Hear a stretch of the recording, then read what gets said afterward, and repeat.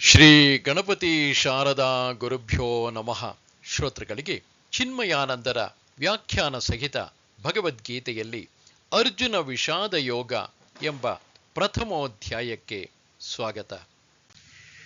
ಶ್ಲೋಕ 1-25. ತತ್ವಶಾಸ್ತ್ರವನ್ನು ನಾಟಕೀಯವಾಗಿ ವರ್ಣಿಸುವ ವಿಶಿಷ್ಟ ಶೈಲಿಯನ್ನು ಪುರಾತನ ಹಿಂದೂಗಳಷ್ಟು ಯಶಸ್ವಿಯಾಗಿ ಪ್ರಪಂಚದಲ್ಲಿ ಯಾವ ಜನಾಂಗವೂ ಎಂದೂ ಬಳಸಿಕೊಂಡಿಲ್ಲ. ನಿಶ್ಶಬ್ದ ಹಾಗೂ ಶಾಂತ ಹಿಮಾಲಯದ ಕಣಿವೆಗಳ ಪವಿತ್ರ ವಾತಾವರಣದಲ್ಲಿ ಗುರು ಶಿಷ್ಯರ ನಡುವೆ ನಡೆದ ಸಂವಾದ ಉಪನಿಷತ್ತುಗಳು. ಅವೇ ತತ್ವಗಳನ್ನು ಪೂರ್ಣ ಯುದ್ಧದ ಅಬ್ಬರ ಹಾಗೂ ಸಂಘರ್ಷಮಯ ವಾತಾವರಣದ ನಾಟಕೀಯ ಹಿನ್ನೆಲೆಯಲ್ಲಿ ಇನ್ನೂ ವಿವರವಾಗಿ ಮತ್ತು ವಿಸ್ತಾರವಾಗಿ ಗೀತೆ ಪುನರ್ ವ್ಯಾಖ್ಯಾನಿಸಿದೆ. ಯುದ್ಧರಂಗದ ಏದುಸಿರು, ಗೊಂದಲದ ವಾತಾವರಣ, ಘರ್ಷಣೆ ಮತ್ತು ಗದ್ದಲಗಳ ನಡುವೆ ಕೃಷ್ಣನು ಅರ್ಜುನನಿಗೆ ಗೀತಾ ಸಂದೇಶವನ್ನು ನೀಡುತ್ತಾನೆ. 100 ಸಂಖ್ಯೆಯಲ್ಲಿರುವ ಕೌರವರು ಮಾನವನ ಹೃದಯದಲ್ಲಿರುವ ಅಸಂಖ್ಯ ಅಸುರಿ ಪ್ರವೃತ್ತಿಯ ಶಕ್ತಿಗಳನ್ನು ಪ್ರತಿನಿಧಿಸಿದರೆ, ಪಂಚ ಪಾಂಡವರು ಮಾನವನಲ್ಲಿರುವ ದೈವಿ ಪ್ರವೃತ್ತಿಯನ್ನು ಪ್ರತಿನಿಧಿಸುತ್ತಾರೆ. ಪ್ರತಿಯೊಬ್ಬನ ಅಂತರಂಗದಲ್ಲೂ ನಿರಂತರ ಮಹಾಭಾರತದ ಯುದ್ಧವು ನಡೆಯುತ್ತಲೇ ಇರುತ್ತದೆ. ನಮ್ಮಲ್ಲಿರುವ ಅಸುರಿ ಶಕ್ತಿಗಳು ಎಲ್ಲ ಸಂದರ್ಭಗಳಲ್ಲೂ ಅಧಿಕ ಸಂಖ್ಯೆಯಲ್ಲಿದ್ದು ಹೆಚ್ಚು ಪ್ರಬಲವಾಗಿರುತ್ತವೆ. ಆಂತರಿಕ ಪವಿತ್ರ ಸೈನ್ಯವಾದರೂ ಅಲ್ಪ ಸಂಖ್ಯೆಯಲ್ಲಿದ್ದು ಹೋಲಿಕೆಗೆ ಕಡಿಮೆ ಸಾಮರ್ಥ್ಯದಿಂದ ಇರುವಂತೆ ತೋರುತ್ತದೆ. ಆದ್ದರಿಂದ ಪ್ರತಿಯೋರ್ವನು ತನ್ನ ಆಂತರಿಕ ಸಂಯಮದ ಗಳಿಗೆಯಲ್ಲಿ ಅರ್ಜುನನ ನಿರಾಶೆಗಳನ್ನು ಅವಶ್ಯಕವಾಗಿ ಸಂವೇದಿಸಲೇಬೇಕು. ಮಹಾಭಾರತದ ಕಥೆಯು ಮಾನವನಿಗೆ ಜೀವನದಲ್ಲಿ ಯಶಸ್ಸಿನ ಭರವಸೆಯನ್ನೀಯುತ್ತದೆ. ಮಾನವನಲ್ಲಿ ಒಳ್ಳೆಯ ಗುಣಗಳು ತೋರಿಕೆಗೆ ಕಡಿಮೆ ಸಂಖ್ಯೆಯಲ್ಲಿದ್ದರೂ ಸಹ ಅವುಗಳನ್ನು ಪೂರ್ಣವಾಗಿ ವ್ಯವಸ್ಥೆಗೊಳಿಸಿ ಕೃಷ್ಣನ ಮಾರ್ಗದರ್ಶನದೊಳಗೆ ತಂದರೆ, ಕೆಟ್ಟ ಗುಣಗಳು ಅಧಿಕ ಸಂಖ್ಯೆಯಲ್ಲಿದ್ದರೂ ಅವುಗಳನ್ನು ಮೆಟ್ಟಿ ನಿಲ್ಲಲು ಸಾಧ್ಯವಿದೆ. ಈ ರೀತಿಯಾಗಿ ಅದು ಜಗತ್ತಿಗೆ ಸಾರಿ ಹೇಳುವುದು. ಮಾನವನ ಹೃದಯದಲ್ಲಿರುವ ಅಸುರಿ ಪ್ರವೃತ್ತಿಗಳನ್ನು ಪ್ರತಿನಿಧಿಸುವ ಕೌರವರು ಹುಟ್ಟು ಕುರುಡನಾದ ವೃದ್ಧ ರಾಜ ಧೃತರಾಷ್ಟ್ರನ ಹಾಗೂ ಗಾಂಧಾರಿಯ ಮಕ್ಕಳು. ಕುರುಡ ರಾಜನನ್ನು ಮದುವೆಯಾಗಿದ್ದ ಗಾಂಧಾರಿಯು ಸ್ವಂತ ಇಚ್ಛೆಯಿಂದ ತನ್ನ ಕಣ್ಣುಗಳನ್ನು ಬಟ್ಟೆಯಿಂದ ಕಟ್ಟಿಕೊಂಡಿದ್ದಳು. ವ್ಯಾಖ್ಯಾನಕಾರರು ಇಲ್ಲಿ ಅತಿ ಯುಕ್ತವಾದ ಅರ್ಥಗರ್ಭಿತ ಅಭಿಪ್ರಾಯಗಳನ್ನು ಕಾಣಲು ತವಕಿಸುತ್ತಾರೆ. ಪ್ರತಿಯೊಬ್ಬನ ಮನಸ್ಸು ಆತ್ಮನ ತಿಳುವಳಿಕೆಯ ಬಗ್ಗೆ ತಿಳಿದಿರುವುದೇ ಇಲ್ಲ. ಇದು ಹುಟ್ಟು ಕುರುಡುತನ.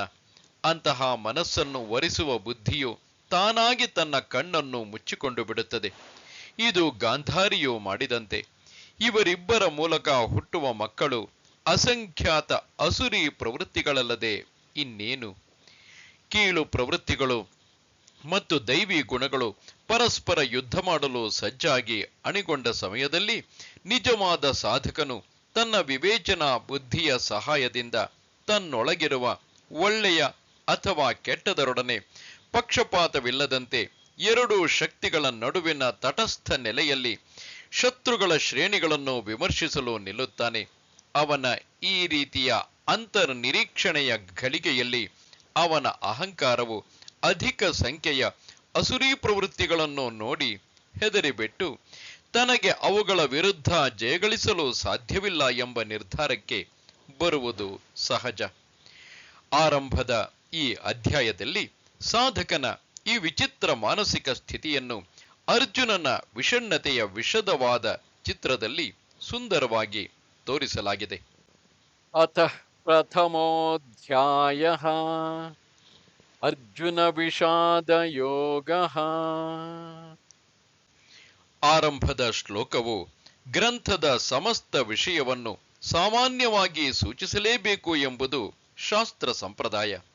ವಿಷಯವನ್ನು ಬಹುತೇಕ ಭಾಗವು ವಿವರವಾಗಿ ವಿವಿಧ ದೃಷ್ಟಿಕೋನಗಳಿಂದ ಚರ್ಚಿಸಿ ಅದರ ಪ್ರತಿಪಾದನೆಗೆ ಸಾಧ್ಯವಾದ ಎಲ್ಲ ವಾದಗಳನ್ನು ಮುಂದಿಟ್ಟು ಮುಕ್ತಾಯದ ಭಾಗದ ಕೊನೆಯ ಶ್ಲೋಕವು ಪುಸ್ತಕದ ಆರಂಭದಲ್ಲಿ ಸೂಚಿಸಿದ ಶಾಸ್ತ್ರದ ಸಿದ್ಧಾಂತವನ್ನೇ ಪ್ರತಿಪಾದಿಸಬೇಕು. ಈ ರೀತಿಯಲ್ಲಿ ಗೀತೆಯನ್ನು ಪರಿಶೀಲಿಸಿದಾಗ ಪವಿತ್ರ ಗೀತೆಯು ಧರ್ಮ ಎಂಬ ಪದದಿಂದ ಆರಂಭವಾಗಿ ನನ್ನ ಅಂದರೆ ಮಮ ಎಂಬ ಶಬ್ದದೊಡನೆ ಮುಕ್ತಾಯವಾಗುತ್ತದೆ. ಆದ್ದರಿಂದ ಗೀತೆಯ ಸಾರಾಂಶವು ನನ್ನ ಧರ್ಮ ಅಂದರೆ ಮಮ ಧರ್ಮ ಎಂಬುದಲ್ಲದೆ ಬೇರೆ ಅಲ್ಲ ಎಂದು ನಾವು ತೀರ್ಮಾನಿಸಬಹುದು. ಧರ್ಮ ಎಂಬ ಶಬ್ದವು ಹಿಂದೂ ತತ್ವಶಾಸ್ತ್ರದಲ್ಲಿ ಅತಿ ಸುಲಭವಾಗಿ ಕಂಡುಬರುವ ಅತ್ಯಂತ ಕಠಿಣ ಶಬ್ದ. ಧರ್ ಅಥವಾ ಧೃ ಎಂಬ ಮೂಲದಿಂದ ಉತ್ಪತ್ತಿಯಾಗಿ ಎತ್ತಿ ಹಿಡಿಯುವುದು, ಭರಿಸುವುದು, ಬೆಂಬಲಿಸುವುದು ಎಂಬ ಅರ್ಥ. ಅದಕ್ಕೆ ಸಾಮಾನ್ಯವಾಗಿ ಧರ್ಮ ಎಂಬ ಶಬ್ದವನ್ನು ನಿಯಮ, ರುಜುತೆ, ನೀತಿ ನಿಯಮಗಳ ಕ್ರಮ, ಕರ್ತವ್ಯ, ದಾನ ಇತ್ಯಾದಿಯಾಗಿ ಅನುವಾದ ಮಾಡಲಾಗುತ್ತದೆ. ಆದರೆ ಮೂಲ ಸಂಸ್ಕೃತ ಶಬ್ದವು ಅನುವಾದದ ಯಾವ ಪದಗಳೂ ಗ್ರಹಿಸಲಾಗದ ತನ್ನದೇ ಆದ ವಿಶಿಷ್ಟ ಒಳಾರ್ಥವನ್ನು ಹೊಂದಿದೆ. ಧರ್ಮ ಎಂಬ ಶಬ್ದಕ್ಕೆ ನನ್ನ ಅನುಭವಕ್ಕೆ ಬಂದ ಅರ್ಥ ಎಂದರೆ ಯಾವುದೇ ವಸ್ತುವಿನ ನಿಜವಾದ ಗುಣ. ಉದಾಹರಣೆಗೆ, ಸೂರ್ಯನ ಧರ್ಮ ಪ್ರಕಾಶ, ಬೆಂಕಿಯ ಧರ್ಮ ಸುಡುವುದು ಇತ್ಯಾದಿ. ಆದ್ದರಿಂದ ಧರ್ಮ ಎಂದರೆ ರುಜುತೆ ಅಥವಾ ಒಳ್ಳೆಯತನ ಎಂಬ ಅರ್ಥ ಮಾತ್ರವೇ ಅಲ್ಲ, ಯಾವುದಿಲ್ಲದಿದ್ದರೆ ಒಂದು ವಸ್ತುವಿಗೆ ಸ್ವತಂತ್ರ ಅಸ್ತಿತ್ವವೇ ಇರದೋ ಅಂತಹ ಮೂಲ ಸ್ವಭಾವವನ್ನು ಅದು ಸೂಚಿಸುತ್ತದೆ.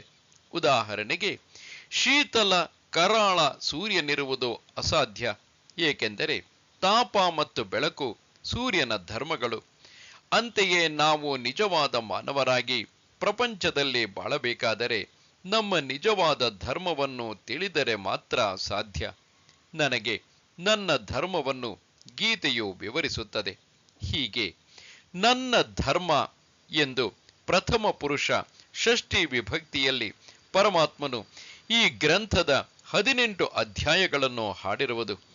ಬಹುಶಃ ಪ್ರತಿಯೊಬ್ಬನು ಅದನ್ನು ತನ್ನದೆಂದೇ ಓದಿ ಅರ್ಥ ಮಾಡಿಕೊಂಡು ಜೀವನದಲ್ಲಿ ಅನುಷ್ಠಾನಕ್ಕೆ ತರಲಿ ಎಂಬ ಒಂದೇ ದೃಷ್ಟಿಯಿಂದ ಇರಬೇಕು. ಧೃತರಾಷ್ಟ್ರ ಉವಾಚ ಧರ್ಮಕ್ಷೇತ್ರೇ ಕುರುಕ್ಷೇತ್ರೇ ಸಮವೇತಾಯುಯುತ್ಸವಃ ಮಾಮಕಾಃ ಪಾಂಡವಾಶ್ಚೈವ ಕಿಮಕುರ್ವತ ಸಂಜಯ. ಎಲೈ ಸಂಜಯನೇ, ಪಾಂಡುಪುತ್ರರು ಮತ್ತು ಹಾಗೂ ನಮ್ಮವರು ಯುದ್ಧ ಸನ್ನದ್ಧರಾದವರು ಧರ್ಮಕ್ಷೇತ್ರವಾದ ಕುರುಕ್ಷೇತ್ರದಲ್ಲಿ ಏನು ಮಾಡಿದರು? ಧೃತರಾಷ್ಟ್ರನು ಸಂಜಯನನ್ನು ಕೇಳುತ್ತಿರುವನು. ಇಡೀ ಗೀತೆಯಲ್ಲಿ ಕುರುಡ ರಾಜನಾದ ಧೃತರಾಷ್ಟ್ರನು ಇದೊಂದೇ ಶ್ಲೋಕವನ್ನು ಹೇಳುವುದು. ಉಳಿದ 700 ಶ್ಲೋಕಗಳು ಯುದ್ಧಕ್ಕೆ ಮೊದಲು ಕುರುಕ್ಷೇತ್ರದ ಯುದ್ಧ ಬೀಡಿನಲ್ಲಿ ಏನಾಗಿತು ಎಂಬುದನ್ನು ತಿಳಿಸುವ ಸಂಜಯನ ವರದಿ. ತನ್ನ ಮಕ್ಕಳು ಸಾಕಷ್ಟು ಅನ್ಯಾಯಗಳನ್ನು ತನ್ನ ಸೋದರನ ಮಕ್ಕಳಾದ ಪಾಂಡವರಿಗೆ ಮಾಡಿರುವುದನ್ನು ಕುರುಡ ವೃದ್ಧ ರಾಜನು ನಿಜವಾಗಿಯೂ ಅರಿತವನಾಗಿದ್ದಾನೆ. ಧೃತರಾಷ್ಟ್ರನು 2 ಸೈನ್ಯಗಳ ಸಾಪೇಕ್ಷ ಸಾಮರ್ಥ್ಯಗಳನ್ನು ತಿಳಿದಿದ್ದನು. ಆದ್ದರಿಂದಲೇ ತನ್ನ ಮಗನ ಸೈನ್ಯದ ಅಧಿಕ ಸಾಮರ್ಥ್ಯದ ಬಗ್ಗೆ ಸಂಪೂರ್ಣ ಭರವಸೆಯನ್ನು ಹೊಂದಿದ್ದನು. ಆದರೂ ತನ್ನ ಪೂರ್ವ ಸ್ನಿಗ್ಧತೆ, ಎಸಗಿದ ದುಷ್ಕಾರ್ಯಗಳ ಅರಿವು ಇವೆರಡು ಕುರುಡ ರಾಜನ ಹೃದಯದಲ್ಲಿ ಇದ್ದುದರಿಂದ ಈ ಯುದ್ಧದ ಪರಿಣಾಮ ವಿಷಯದಲ್ಲಿ ತನ್ನದೇ ಆದ ಅನುಮಾನವನ್ನು ಹೊಂದಿದ್ದನು. ಕುರುಕ್ಷೇತ್ರದ ಯುದ್ಧರಂಗದಲ್ಲಿ ಏನಾಗುತ್ತಿದೆ ಎಂಬುದನ್ನು ವಿವರಿಸಲು ಸಂಜಯನನ್ನು ಕೇಳುತ್ತಾನೆ. ಹಸ್ತಿನಾಪುರದ ಅರಮನೆಯಲ್ಲಿ ಧೃತರಾಷ್ಟ್ರ ಪಕ್ಕದಲ್ಲಿ ಕುಳಿತಿದ್ದರೂ ಸಹ ದೂರದಲ್ಲಿನ ಕುರುಕ್ಷೇತ್ರದಲ್ಲಿ ನಡೆಯುತ್ತಿರುವ ಘಟನೆಗಳನ್ನು ವೀಕ್ಷಿಸುವ ಮತ್ತು ಕೇಳುವ ಶಕ್ತಿಯನ್ನು ವ್ಯಾಸರು ಸಂಜಯನಿಗೆ ಕೊಟ್ಟಿದ್ದರು. ಸಂಜಯ ಉವಾಚ ದೃಷ್ಟ್ವಾ ತು ಪಾಂಡವಾನೀಕಂ ವ್ಯೂಢಂ ದುರ್ಯೋಧನಸ್ತದಾ ಆಚಾರ್ಯಮುಪಸಂಗಮ್ಯ ರಾಜಾ ವಚನಮಬ್ರವೀತ್. ಪಾಂಡವರು ರಚಿಸಿದ ಸೈನ್ಯದ ಯುದ್ಧವ್ಯೂಹವನ್ನು ಕಂಡು ರಾಜ ದುರ್ಯೋಧನನು ತನ್ನ ಗುರುವಾದ ದ್ರೋಣನ ಬಳಿ ಸಾರಿ ಈ ಮಾತುಗಳನ್ನು ಆಡಿದನು. ಈ ಶ್ಲೋಕದ ನಂತರ ಯುದ್ಧರಂಗದಲ್ಲಿ ಸಂಜಯನು ಕಂಡ ಹಾಗೂ ಕೇಳಿದ ವರದಿಯಿದೆ. ಪಾಂಡವರ ಸೈನ್ಯಗಳು ರಚಿಸಿದ ವ್ಯೂಹವನ್ನು ಕಂಡೊಡನೆ ತನ್ನ ಸೈನ್ಯಕ್ಕಿಂತಲೂ ಅವರ ಸಂಖ್ಯೆಯು ಕಡಿಮೆಯಿದ್ದರೂ ಸಹ ಧೂರ್ತ ದುರ್ಯೋಧನನಿಗೆ ತನ್ನ ದಿಟ್ಟತನವು ನಶಿಸುತ್ತಿರುವಂತೆ ತೋರುತ್ತದೆ. ಹೆದರಿಕೆಯಾದಾಗ ಮಗುವು ತನ್ನ ಮಾತಾಪಿತೃಗಳ ಬಳಿಗೆ ಓಡುವಂತೆ ದುರ್ಯೋಧನನು ಮನಸ್ಸಿನಲ್ಲಿ ತಲ್ಲಣಗೊಂಡು ತನ್ನ ಗುರುವಾದ ದ್ರೋಣಾಚಾರ್ಯರ ಬಳಿ ಓಡುತ್ತಾನೆ. ನಮ್ಮ ವಿಚಾರಗಳು ಅಶುದ್ಧವಾಗಿದ್ದು ನಮ್ಮ ಉದ್ದೇಶವು ಅನ್ಯಾಯದಿಂದ ಕೂಡಿದ್ದಾದರೆ ನಾವು ಎಷ್ಟೇ ಸಜ್ಜಾಗಿದ್ದರೂ ಸಹ ನಮ್ಮ ಮನಸ್ಸು ಅವಶ್ಯವಾಗಿ ತಲ್ಲಣಗೊಂಡು ಗೊಂದಲಕ್ಕೀಡಾಗುತ್ತದೆ. ಎಲ್ಲ ಧೂರ್ತರ ಹಾಗೂ ಸರ್ವಾಧಿಕಾರಿಗಳ ಮಾನಸಿಕ ಸ್ಥಿತಿಯೇ ಇದು. ಪಶ್ಯೈತಾಂ ಪಾಂಡುಪುತ್ರಾಣಾಂ ಆಚಾರ್ಯ ಮಹತೀಂ ಚಮೂಂ ವ್ಯೂಢಾಂ ದ್ರುಪದಪುತ್ರೇಣ ತವ ಶಿಷ್ಯೇಣ ಧೀಮತಾ. ದುರ್ಯೋಧನನು ದ್ರೋಣರಿಗೆ ಹೇಳುತ್ತಿರುವನು, ಓ ಗುರುವೇ, ಇಗೋ ನೋಡು, ನಿನ್ನ ಪ್ರಾಜ್ಞ ಶಿಷ್ಯನಾದ ದ್ರುಪದನ ಮಗನು ಸಜ್ಜುಗೊಳಿಸಿರುವ ಪಾಂಡುಪುತ್ರರ ಈ ಪ್ರಬಲ ಸೈನ್ಯ ವ್ಯೂಹವನ್ನು ಗಮನಿಸು. ಪಾಂಡವರ ಸೈನ್ಯದ ರಚನೆಯನ್ನು ದ್ರೋಣರಿಗೆ ತೋರಿಸುವುದು ದುರ್ಯೋಧನನ ಮೌಢ್ಯವನ್ನು ತೋರಿಸುವುದು. ಆನಂತರವೂ ಸಹ ದುರ್ಯೋಧನನು ಅತಿಯಾಗಿ ಮಾತನಾಡುವುದನ್ನು ನಾವು ಕಾಣುತ್ತೇವೆ. ಈ ಅನ್ಯಾಯದ ಯುದ್ಧದಲ್ಲಿ ಕಟ್ಟ ಕಡೆಗೆ ತನಗೆ ಸೋಲು ಖಂಡಿತ ಎಂಬ ಅವನ ಆಂತರಿಕ ಭಯವನ್ನು ಸೂಚಿಸುವ ಮಾತುಗಳಿವು. ಅತ್ರ ಶೂರಾ ಮಹೇಶ್ವಾಸಾ ಭೀಮಾರ್ಜುನ ಸಮಾಯುಧಿ ಯುಯುಧಾನೋ ವಿರಾಟಶ್ಚ ದ್ರುಪದಶ್ಚ ಮಹಾರಥಃ ದೃಷ್ಟಕೇತುಶ್ಚೇಕಿತಾನಃ ಕಾಶಿರಾಜಶ್ಚ ವೀರ್ಯವಾನ್ ಪುರುಜಿತ್ ಕುಂತಿಭೋಜಶ್ಚ ಶೈಬ್ಯಶ್ಚ ನರಪುಂಗವಃ ಯುಧಾಮನ್ಯುಶ್ಚ ವಿಕ್ರಾಂತಃ ಉತ್ತಮೌಜಾಶ್ಚ ವೀರ್ಯವಾನ್ ಸೌಭದ್ರೋ ದ್ರೌಪದೇಯಾಶ್ಚ ಸರ್ವ ಏವ ಮಹಾರಥಾಃ. ಇಲ್ಲಿ ಸೇರಿದವರು ಅತಿ ಪರಾಕ್ರಮಿಗಳು. ಯುದ್ಧದಲ್ಲಿ ಭೀಮಾರ್ಜುನರಿಗೆ ಸಮರಾದ ಪ್ರಚಂಡ ಬಿಲ್ಲಾಳುಗಳಾದ ಯುಯುಧಾನ, ವಿರಾಟ ಮತ್ತು ದ್ರುಪದ ಪ್ರತಿಯೊಬ್ಬರೂ 11,000 ಬಿಲ್ಲಾಳುಗಳ ಮೇಲೆ ಪ್ರಭುತ್ವವನ್ನು ನಡೆಸುವವರೇ, ಅಂದರೆ ಮಹಾರಥಿಗಳು. ದೃಷ್ಟಕೇತು, ಚೇಕಿತಾನ ಮತ್ತು ಬಲಶಾಲಿಯಾದ ಕಾಶಿರಾಜ, ಪುರುಜಿತ್ ಮತ್ತು ಕುಂತಿಭೋಜ ಮತ್ತು ಮಾನವರಲ್ಲಿ ಶ್ರೇಷ್ಠನಾದ ಶೈಬ್ಯ, ಪರಾಕ್ರಮಿಯಾದ ಯುಧಾಮನ್ಯು, ಧೀರನಾದ ಉತ್ತಮೋಜಸ್ಸು, ಸುಭದ್ರೆಯ ಮಗ ಮತ್ತು ದ್ರೌಪದಿಯ ಮಕ್ಕಳು ಎಲ್ಲರೂ ಮಹಾರಥರೇ. ಈ 3 ಶ್ಲೋಕಗಳಲ್ಲಿ ಪಾಂಡವರ ಸೈನ್ಯದಲ್ಲಿದ್ದ ಪ್ರಖ್ಯಾತ ವ್ಯಕ್ತಿಗಳ ಹೆಸರಿನ ಪಟ್ಟಿಯನ್ನು ನಾವು ಕಾಣುತ್ತೇವೆ. ಯುದ್ಧ ಸನ್ನದ್ಧರಾಗಿ ನಿಂತಿದ್ದ ತನ್ನ ಶತ್ರುಗಳನ್ನು ಪರಿಶೀಲಿಸುತ್ತಾ ದುರ್ಯೋಧನನು ಪಾಂಡವರ ಸೈನ್ಯದಲ್ಲಿ ಮಹಾರಥರಂತೆ ಕರ್ತವ್ಯವನ್ನೆಸಗುತ್ತಿದ್ದ ಅನೇಕ ಪ್ರಬಲ ಯೋಧರನ್ನು ಗುರುತಿಸಿದ. ಹಿಂದೂ ಸೈನ್ಯದಲ್ಲಿ ಒಬ್ಬ ಮಹಾರಥಿಯು 11,000 ಬಿಲ್ಲಾಳುಗಳಿಗೆ ಅಧಿಪತಿಯಾಗಿದ್ದನು. ಅರ್ಜುನ ಮತ್ತು ಭೀಮ ಇವರೀರ್ವರು ಧನುರ್ವಿದ್ಯೆ ಮತ್ತು ತೋಳು ಬಲದಲ್ಲಿ ಪರಾಕ್ರಮಿಗಳಾಗಿದ್ದು ಪ್ರಖ್ಯಾತ ಯೋಧರೆಂದು ಪರಿಗಣಿಸಲ್ಪಟ್ಟಿದ್ದರು. ಈಗ ಗಣನೆಗೆ ತೆಗೆದುಕೊಂಡ ವೀರರೆಲ್ಲ ಭೀಮಾರ್ಜುನರಿಗೆ ಸಮನಾದವರು ಎಂದು ಹೇಳಿದಾಗ ಪಾಂಡವರ ಸೈನ್ಯವು ಅಲ್ಪ ಸಂಖ್ಯೆಯಲ್ಲಿದ್ದರೂ ದೊಡ್ಡದಾದ ಹಾಗೂ ಉತ್ತಮವಾಗಿ ಸಜ್ಜಾಗಿದ್ದ ಕೌರವರ ಸೈನ್ಯಕ್ಕಿಂತ ಒಟ್ಟಾಗಿ ಹೆಚ್ಚು ಬಲವಾಗಿದೆ ಎಂಬ ಭಾವವನ್ನು ತೋರಿಸುವಂತಿದೆ. ಅಸ್ಮಾಕಂತು ವಿಶಿಷ್ಟಾಯೇ ತಾನ್ನಿಬೋಧ ದ್ವಿಜೋತ್ತಮ ನಾಯಕಾ ಮಮ ಸೈನ್ಯಸ್ಯ ಸಂಜ್ಞಾರ್ಥಂ ತಾನ್ ಬ್ರವೀಮಿತೆ. ದುರ್ಯೋಧನನು ದ್ರೋಣರನ್ನು ಕುರಿತು ಹೇಳುತ್ತಿರುವನು, ಎಲೈ ಬ್ರಾಹ್ಮಣೋತ್ತಮನೇ, ನಮ್ಮ ಕಡೆ ಪ್ರಖ್ಯಾತರಾಗಿರುವವರ ಹೆಸರನ್ನು ಮತ್ತು ನಮ್ಮ ಸೈನ್ಯದ ಮುಖ್ಯಸ್ಥರನ್ನು ಈಗ ತಿಳಿದುಕೋ. ಅವರುಗಳನ್ನು ನಿನಗೋಸ್ಕರವಾಗಿ ಹೆಸರಿಸುತ್ತೇನೆ. ತನ್ನ ಗುರುವನ್ನು ದ್ವಿಜೋತ್ತಮ, ಬ್ರಾಹ್ಮಣೋತ್ತಮ ಎಂದು ಹೇಳುತ್ತಾ ತನ್ನ ಸೈನ್ಯದಲ್ಲಿರುವ ಹೆಸರಾಂತ ವೀರರ ಹೆಸರುಗಳನ್ನು ದುರ್ಯೋಧನನು ಈಗ ಹೇಳುತ್ತಾನೆ. ನಿಶ್ಶಕ್ತನು ಕತ್ತಲಲ್ಲಿ ತನ್ನ ಮಾನಸಿಕ ಭಯದಿಂದ ತಪ್ಪಿಸಿಕೊಳ್ಳಲು ತನ್ನಷ್ಟಕ್ಕೆ ತಾನೇ ಮಾತನಾಡುತ್ತಿರುತ್ತಾನೆ. ಹಾಗೆ ದುರ್ಯೋಧನನ ಅಳುಕು ಪ್ರಜ್ಞೆಯು ಆತನ ಎಲ್ಲ ಮಾನಸಿಕ ಸ್ಥಿರತೆಯನ್ನು ಅಲುಗಾಡಿಸಿತು. ತನ್ನ ಸೈನ್ಯವು ದಕ್ಷ ವೀರರಿಂದ ಕೂಡಿದ್ದರೂ ಸಹ ಎದುರಿನ ಶತ್ರು ಶಿಬಿರದಲ್ಲಿರುವ ಶ್ರೇಷ್ಠ ವ್ಯಕ್ತಿಗಳ ಒಟ್ಟು ಬಲವನ್ನು ಗ್ರಹಿಸಿದಷ್ಟು ಅವನು ಹೆದರುತ್ತಿದ್ದನು. ಮತ್ತೆ ಚೇತರಿಸಿಕೊಳ್ಳುವ ಸಲುವಾಗಿ ಅವನ ಗುರುಗಳಿಂದ ಮತ್ತು ಹಿರಿಯರಿಂದ ಉತ್ತೇಜಕ ಮಾತುಗಳನ್ನು ಕೇಳಲು ಆತ ಇಚ್ಛಿಸುತ್ತಾನೆ. ಆದರೆ ದುರ್ಯೋಧನನು ದ್ರೋಣರನ್ನು ಭೇಟಿ ಮಾಡಿದಾಗ ಆಚಾರ್ಯನು ಸುಮ್ಮನಿದ್ದುದನ್ನು ಕಂಡು ಅಸಹಾಯಕನಾದ ರಾಜನು ತನ್ನ ಕುಸಿಯುತ್ತಿರುವ ಉತ್ಸಾಹದಿಂದ ಚೇತರಿಸಿಕೊಳ್ಳಲು ಪ್ರೋತ್ಸಾಹ ದೊರಕುವ ಹೊಸ ಮಾರ್ಗವನ್ನು ಹುಡುಕಬೇಕಾಗಿತ್ತು. ಆದ್ದರಿಂದ ತನ್ನ ಸ್ವಂತ ಸೈನ್ಯದಲ್ಲಿರುವ ಪರಾಕ್ರಮಿಗಳನ್ನು ತಾನೇ ಎಣಿಸತೊಡಗುತ್ತಾನೆ. ಯಾವಾಗ ವ್ಯಕ್ತಿಯು ಹೀಗೆ ತಾನೆಸಗಿದ ದುಷ್ಕಾರ್ಯಗಳಿಂದಾಗಿ ತನ್ನ ನೈತಿಕ ಸ್ಥಿತಿಯನ್ನು ಪೂರ್ಣವಾಗಿ ಕಳೆದುಕೊಳ್ಳುತ್ತಾನೋ ಆಗ ಆತನು ತನ್ನ ಮಾತಿನಲ್ಲಿ ವಿವೇಕವನ್ನು ಕಳೆದುಕೊಳ್ಳುವುದು ಸ್ವಾಭಾವಿಕವೇ. ಅಂತಹ ಪ್ರಕ್ಷುಬ್ಧ ಗಳಿಗೆಗಳಲ್ಲಿ ವ್ಯಕ್ತಿಯು ಸ್ಪಷ್ಟವಾಗಿ ತನ್ನ ಮಾನಸಿಕ ಸ್ಥಿತಿಯನ್ನು ಪ್ರದರ್ಶಿಸುತ್ತಾನೆ. ವ್ಯಕ್ತಿಯ ಆಂತರಿಕ ಆಧ್ಯಾತ್ಮಿಕ ಬೆಳವಣಿಗೆಯ ದೃಷ್ಟಿಯಿಂದ ಬ್ರಾಹ್ಮಣನನ್ನು ದ್ವಿಜ ಎಂದರೆ 2 ಬಾರಿ ಜನಿಸಿದವನು ಎಂದು ಕರೆಯುವುದು ಶಾಸ್ತ್ರ. ತಾಯಿಯ ಗರ್ಭದಿಂದ ಹುಟ್ಟಿ ಹೊರ ಪ್ರಪಂಚಕ್ಕೆ ಬಂದಾಗ ಮಾನವ ಕೇವಲ ಪ್ರಾಣಿಯಾಗಿರುತ್ತಾನೆ. ಆ ನಂತರ ಅಧ್ಯಯನ ಮತ್ತು ಚಿಂತನೆಯಿಂದ ಆತನು ಹೆಚ್ಚು ಹೆಚ್ಚು ಶಿಸ್ತಿಗೆ ಒಳಪಡುತ್ತಾನೆ. ಅಂತಹ ಸುಸಂಸ್ಕೃತನನ್ನು ಬ್ರಾಹ್ಮಣ ಎಂದು ಕರೆಯುತ್ತಾರೆ.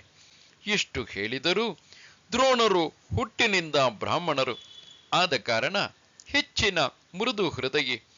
ಅದೂ ಅಲ್ಲದೆ ಶತ್ರು ಸೈನ್ಯವು ತನ್ನ ನೆಚ್ಚಿನ ವಿದ್ಯಾರ್ಥಿಗಳಿಂದಲೇ ಕೂಡಿದೆ. ಚಾಣಾಕ್ಷನಾದ ದುರ್ಯೋಧನನು ತನ್ನ ಗುರುವಿನ ನಿಷ್ಠೆಯನ್ನೇ ನಾಚಿಕೆಯಿಲ್ಲದೆ ಅನುಮಾನಿಸಿದ. ಅಸುರಿ ಪ್ರವೃತ್ತಿಯ ಮತ್ತು ಕಟು ವ್ಯವಹಾರಸ್ಥರಾದ ಎಲ್ಲರಲ್ಲೂ ಭಯವು ಸ್ವಾಭಾವಿಕ. ನಾವೇ ಪರಿಶುದ್ಧರಲ್ಲದಿದ್ದರೆ ನಮ್ಮ ದೌರ್ಬಲ್ಯ ಹಾಗೂ ಕಲ್ಮಶವನ್ನು ನಮ್ಮ ಸುತ್ತಲಿರುವವರ ಮೇಲೆಲ್ಲ ನಾವು ಆರೋಪಿಸುತ್ತೇವೆ. ಭವಾನ್ ಭೀಷ್ಮಶ್ಚ ಕರ್ಣಶ್ಚ ಕೃಪಶ್ಚ ಸಮಿತಿಂಜಯಃ ಅಶ್ವತ್ಥಾಮಾ ವಿಕರ್ಣಶ್ಚ ಸೌಮದತ್ತಸ್ತಥೈವ ಚ.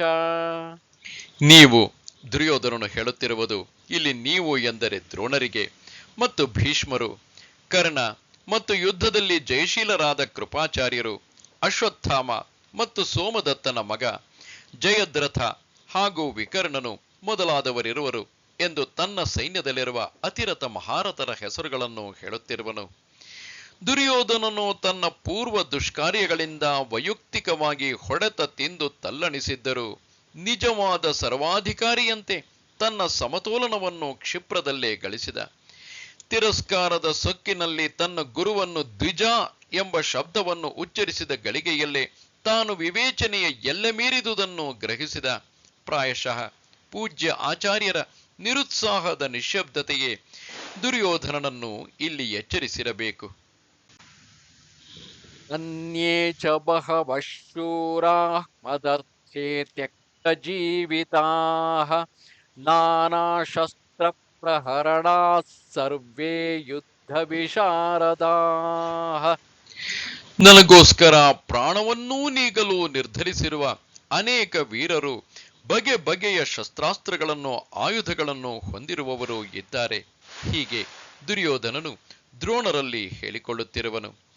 ಅಷ್ಟು ದೊಡ್ಡ ವಿನ್ಯಾಸದ ವೀರರು ತಮ್ಮ ಪ್ರಾಣಗಳನ್ನು ನನಗಾಗಿ ಮೀಸಲಾಗಿಡಲು ಸಿದ್ಧರಾಗಿ ಬಂದಿದ್ದಾರೆ ಎಂದು ಗರ್ವದಿಂದ ತಾನೇ ಹೇಳಿಕೊಂಡಾಗ ಸರ್ವಾಧಿಕಾರಿಯಾದ ದುರ್ಯೋಧನನ ಅಹಂಕಾರವು ಇಲ್ಲಿ ಸಾಕಷ್ಟು ಸ್ಪಷ್ಟವಾಗಿದೆ. ಪಿತಾಮಹರಾದ ಭೀಷ್ಮರೇ ಕೌರವರ ಶ್ರೇಣಿಯಲ್ಲಿ ಯುದ್ಧ ಮಾಡಲು ನಿಂತಿದ್ದರಿಂದ ಬಾಕಿ ಎಲ್ಲ ರಾಜರು ಪ್ರಾಣದಾಸೆಯನ್ನು ತೊರೆದು ಯುದ್ಧಕ್ಕೆ ನಿಂತದ್ದಾಗಿದೆ. ಇಲ್ಲವಾದರೆ ದುರ್ಯೋಧನನಿಗಾಗಿ ಪ್ರಾಣದಾಸೆ ತೊರೆದು ಬರುವವರಾದರೂ ಯಾರಿದ್ದಾರೆ? ಅಪರ್ಯಾಪ್ತಂ ತದಸ್ಮಾಕಂ ಬಲಂ ಭೀಷ್ಮಾಭಿರಕ್ಷಿತಂ ಪರ್ಯಾಪ್ತಂ ತ್ವಿದಮೇತೇಷಾಂ ಬಲಂ ಭೀಮಾಭಿರಕ್ಷಿತಂ. ಭೀಷ್ಮರಿಂದ ರಕ್ಷಿತವಾಗಿರುವ ನಮ್ಮ ಸೈನ್ಯದ ಬಲವು ಕಡಿಮೆಯೇ? ಭೀಮನಿಂದ ರಕ್ಷಿತವಾಗಿರುವ ಅವರ ಸೈನ್ಯವು ಬಲವತ್ತರವಾಗಿದೆ ಎಂದು ಬೇಕಾದರೂ ಅರ್ಥ ಮಾಡಿಕೊಳ್ಳಬಹುದು. ಅಥವಾ ಭೀಷ್ಮರಿಂದ ರಕ್ಷಿತವಾಗಿರುವ ನಮ್ಮ ಸೈನ್ಯವು ಅಮಿತವೇ? ಭೀಮನಿಂದ ರಕ್ಷಿತವಾಗಿರುವ ಅಮಿತ ಎಂದರೆ ಅನಂತ ಬಲವುಳ್ಳದ್ದು. ಭೀಮನಿಂದ ರಕ್ಷಿತವಾಗಿರುವ ಪಾಂಡವರ ಸೈನ್ಯವು ಮಿತಿಯುಳ್ಳದ್ದೇ. ಈ ರೀತಿಯಾಗಿ ಬೇಕಾದರೂ ಅರ್ಥವಾಗಬಹುದು. ಯುದ್ಧ ಕಲೆಯಲ್ಲಿ ಪ್ರತಿ ಸೈನ್ಯವು ಒಬ್ಬ ಅಧಿಪತಿಯನ್ನು ಹೊಂದಿದ್ದರೂ ಸಹ ಪ್ರಬಲ ಪರಾಕ್ರಮಿಯಾದ ಇನ್ನೊಬ್ಬ ಬುದ್ಧಿವಂತನನ್ನು ರಕ್ಷಕನನ್ನಾಗಿ ಪರಿಗಣಿಸುತ್ತಿದ್ದರು. ಕೌರವರ ಸೈನ್ಯದಲ್ಲಿ ಭೀಷ್ಮರು ರಕ್ಷಕರಾದರೆ ಆ ಹುದ್ದೆಯನ್ನು ಪಾಂಡವರ ಸೈನ್ಯದಲ್ಲಿ ಭೀಮನು ಹೊಂದಿದ್ದನು. ಅಯನೇಷು ಚ ಸರ್ವೇಷು ಯಥಾ ಭಾಗಮವಸ್ಥಿತಾಃ ಭೀಷ್ಮಮೇವಾಭಿರಕ್ಷಂತು ಭವಂತಃ ಸರ್ವ ಏವ ಹಿ.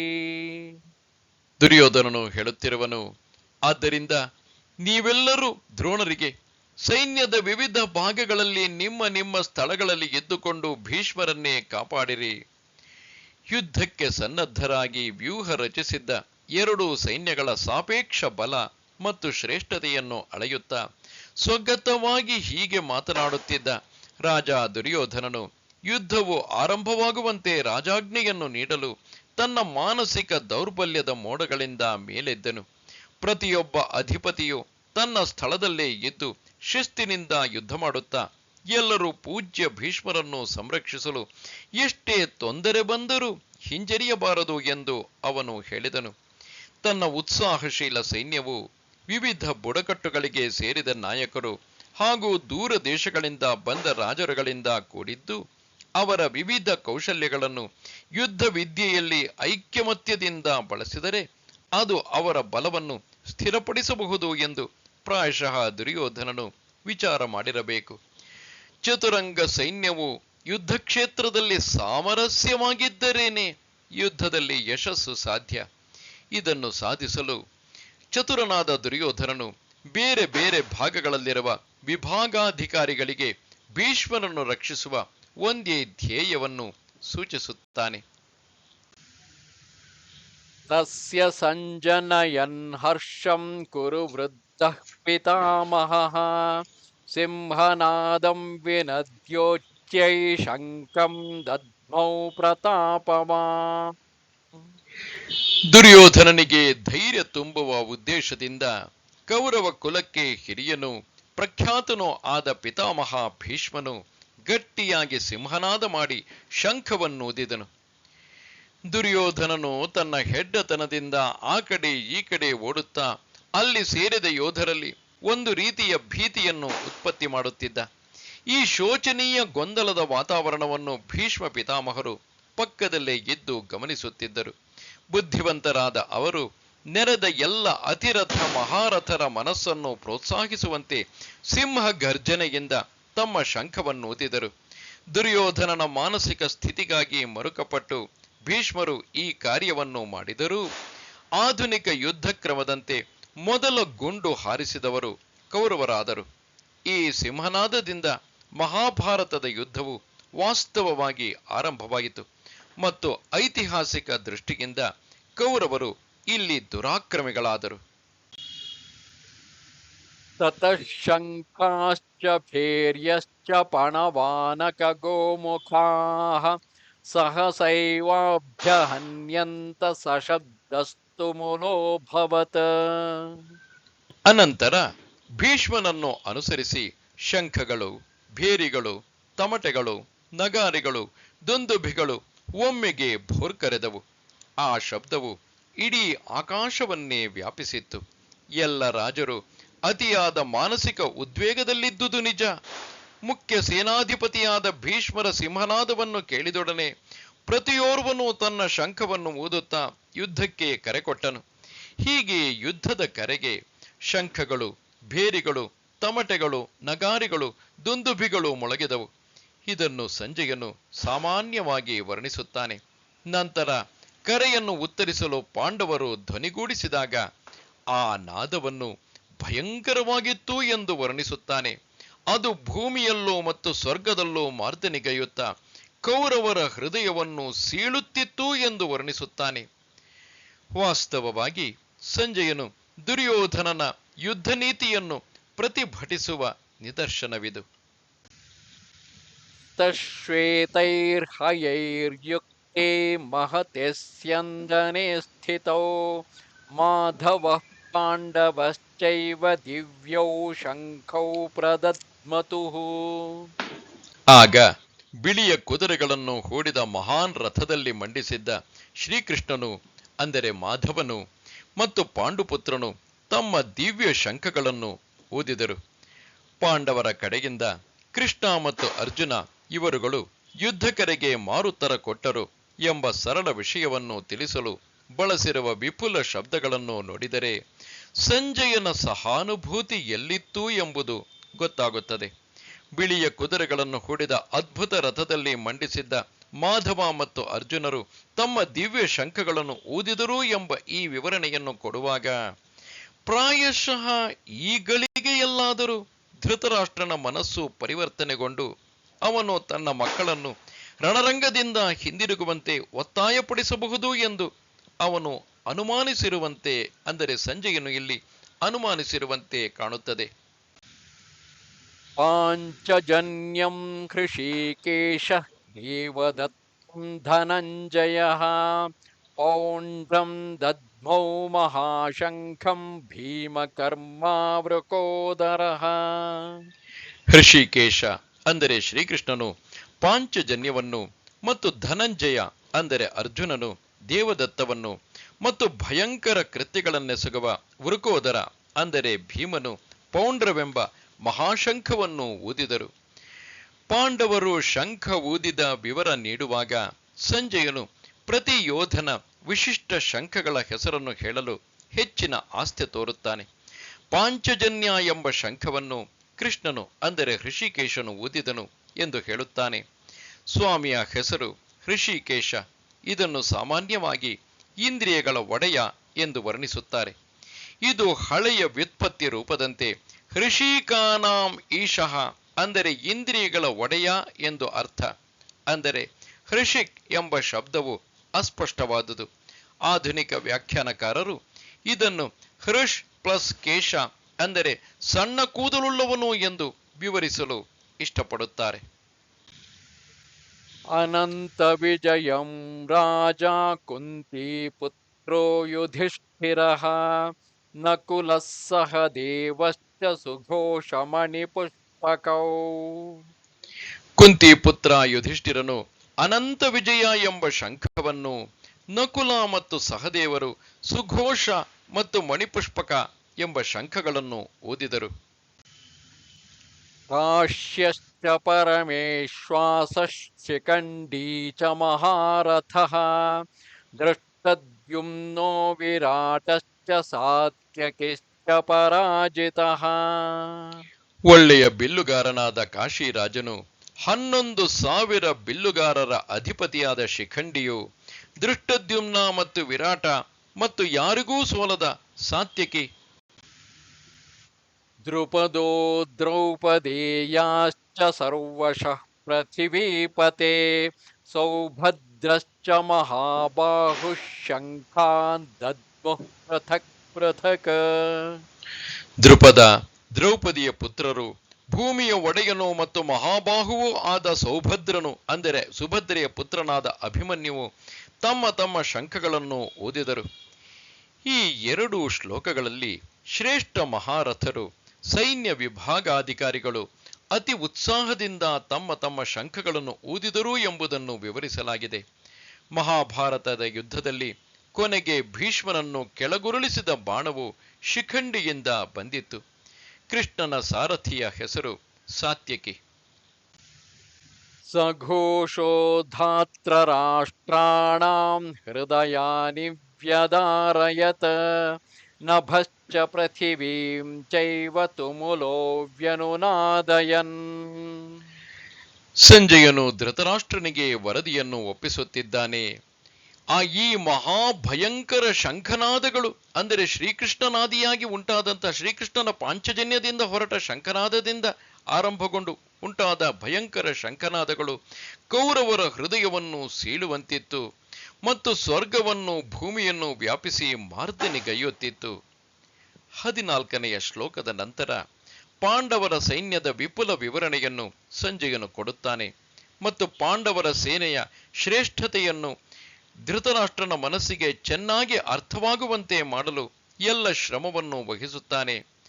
ಪ್ರಾಯಶಃ ಕುರುಡು ರಾಜನು ವಿಪತ್ತನ್ನು ಗ್ರಹಿಸಿ ಈಗಲಾದರೂ ಈ ಅನ್ಯಾಯದ ಯುದ್ಧವನ್ನು ನಿಲ್ಲಿಸುವಂತೆ ಆಜ್ಞೆ ಹೊರಡಿಸಬಹುದು ಎಂಬುದು ಅವನ ಮನವರಿಕೆಯಾಗಿರಬಹುದು. ಅಥ ವ್ಯವಸ್ಥಿತಾನ್ ದೃಷ್ಟ್ವಾ ಧಾತೃರಾಷ್ಟ್ರಾನ್ ಕಪಿಧ್ವಜಃ ಪ್ರವೃತ್ತೆ ಶಸ್ತ್ರ ಸಂಪಾತೆ ಧನುರುದ್ಯಮ್ಯ ಪಾಂಡವಃ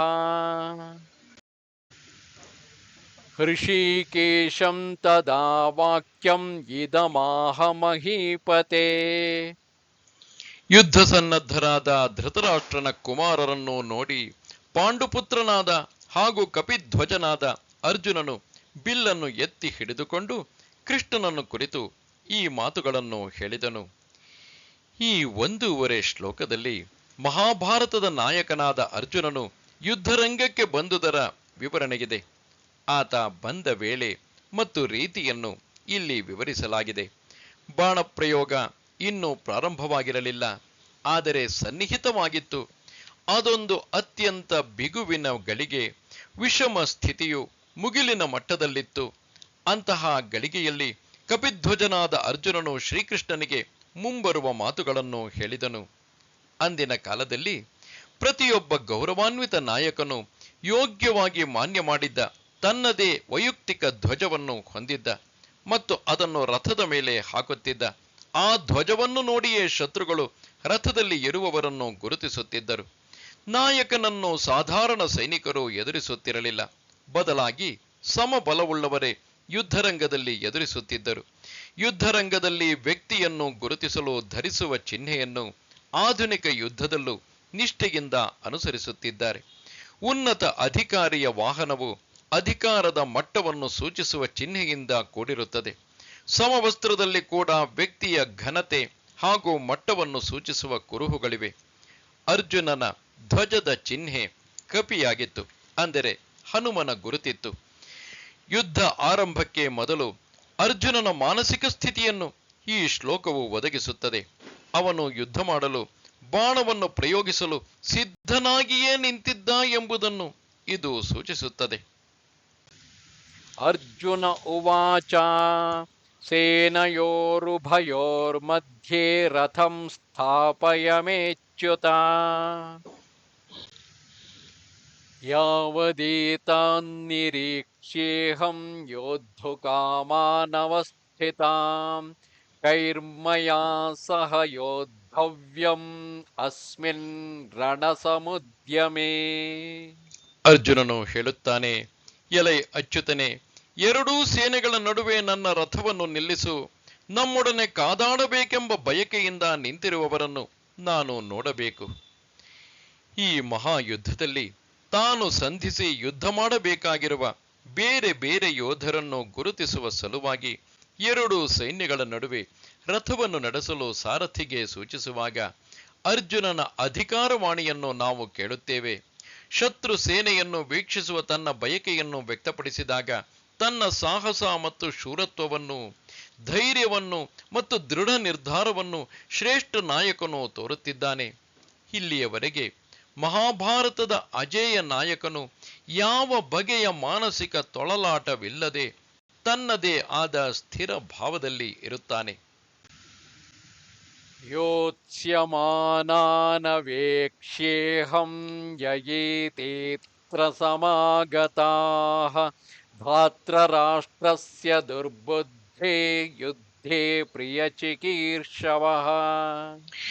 ದುರ್ಬುದ್ಧಿಯ ದುರ್ಯೋಧನನಿಗೆ ಯುದ್ಧದಲ್ಲಿ ಪ್ರೀತಿಯುಂಟು ಮಾಡಲೆಣಿಸಿ ಇಲ್ಲಿಗೆ ಯುದ್ಧ ಮಾಡಲು ಒಟ್ಟುಗೂಡಿರುವವರನ್ನು ನೋಡಲು ನಾನು ಅಪೇಕ್ಷಿಸುತ್ತೇನೆ ಎಂದು ಅರ್ಜುನನು ಕೃಷ್ಣನಿಗೆ ಹೇಳುತ್ತಿದ್ದಾನೆ. ಹಿಂದಿನ ಸಾಲುಗಳಲ್ಲಿ ಅರ್ಜುನನ ವಿಷಯವಾಗಿ ಸಂಗ್ರಹಿಸಿದ ನಮ್ಮ ಅಭಿಪ್ರಾಯಗಳನ್ನು ಈ ಶ್ಲೋಕವು ಪುಷ್ಟೀಕರಿಸುತ್ತದೆ. ತಾನು ಏಕೆ ಶತ್ರು ಸೇನೆಯನ್ನು ವೀಕ್ಷಿಸಬೇಕು ಎಂಬುದಕ್ಕೆ ಕಾರಣವನ್ನು ಅರ್ಜುನನು ಕೃಷ್ಣನಿಗೆ ಕೊಡುತ್ತಿದ್ದಾನೆ. ಕ್ರಿಯಾತ್ಮಕನಾದ ಅವನು ಅನಾವಶ್ಯಕವಾಗಿ ಅಪಾಯಕ್ಕೆ ಗುರಿಯಾಗುವ ಅವಕಾಶವನ್ನು ತೆಗೆದುಕೊಳ್ಳಲು ಇಚ್ಛಿಸದೆ ಅನ್ಯಾಯೇ ದುರ್ಯೋಧನನನ್ನು ಬೆಂಬಲಿಸಲು ಕೌರವರ ಸೇನೆಯನ್ನು ಸೇರಿರುವ ಕೀಳು ಮನಸ್ಸಿನ, ಹುಚ್ಚು ಬಲದ, ದುರಾಸೆ ತುಂಬಿದ ಮಂದಿಯನ್ನು ತಾನೇ ನೋಡಲು ಬಯಸಿದನು. ಸಂಜಯ ಉವಾಚ ಏವ ಮುಕ್ತೋ ಹೃಷೀಕೇಶಃ ಗುಡಾಕೇಶೇನ ಭಾರತ ಸೇನಯೋರುಭಯೋರ್मध्ये